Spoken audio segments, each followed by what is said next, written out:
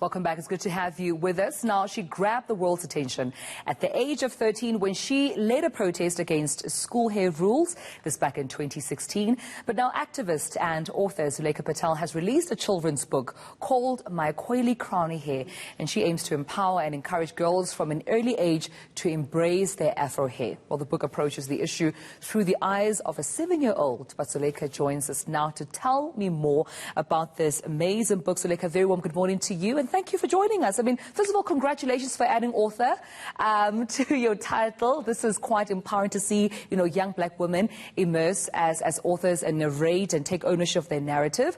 But when we talk about My Coily Crowny Hair, I mean, what are some of the themes that you tackle there? Good morning to you too. Thank you so much for having me, and thank you so much for congratulating me.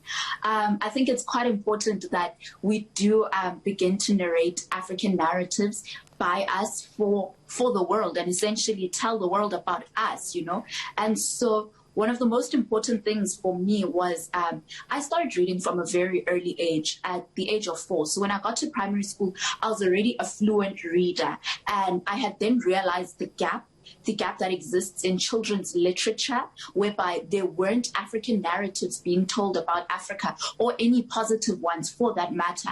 And so one of the things I wanted to do was bring forth a book by an African for the world, and essentially write about Africa from a positive perspective, and for a child to open a book and see positive representation. And I tackle a wide range of issues in the book through the story of my main character, who's named Zulaikha, who's 7 years old, and she's on a journey to basically take pride in her hair, which essentially affirms her to stand firm in her identity. And through that, she realizes that she's capable of anything once she understands her worth, and she's capable of achieving anything she wants to do, standing firm in her coily crowny hair and excelling in her abilities. I mean, Zulaikha, you tell the story through a 7-year-old, as you've mentioned, but the world also knows you at the age of 13, where you challenged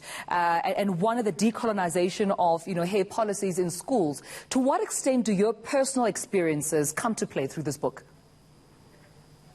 So the character is not me at all, and the character is actually a character which I conceptualized and created because I wanted to introduce a character that I would have wanted to be introduced to as a child. And so I took everything I would have wanted to be introduced to in a character that I can relate to, and that I can see myself in and find comfort in. I took all of those ideas of what I would have wanted to be introduced to, and I put them all together into one character.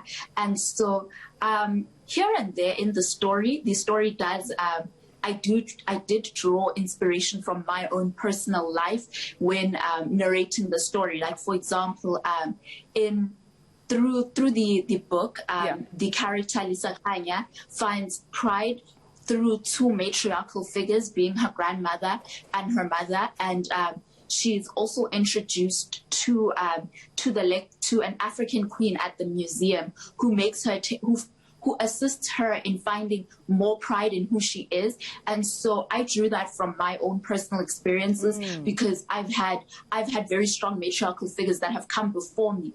And as a young black female activist, I stand on a mountain built by the matriarchs that came before me, the matriarch female activists that came before me, and I've taken it up as a responsibility to ensure that the generation of young African girls that are younger than me and come after me stand on a mountain even higher than what I'm standing on, and see a vision much clearer than what I'm seeing. And so that's where I drew inspiration from my own personal life. And there are other characters that are introduced, and the reason for that was because in my journey I've never actually experienced being alone completely, like standing alone in any point in time, and so that's why it was necessary for me to introduce characters that basically form a very close bond with the main character, and they're on a journey together, and they help the main character take more pride. And a few of the issues tackled there are the issue of natural hair in the corporate space, the corporate workspace, because interestingly, the mother, the character of the mother in the book, has a corporate job, right, and she wears her afro out to work. And a few of the other issues tackled are African history, because they go to the museum, the issue of heritage, right, because they take pride in their heritage, because they go to the museum on Africa Day, and the issue of hair and identity in general, yeah, and what's standing firm in your identity and taking pride in your identity. And I suppose also through the book we're seeing that conversation.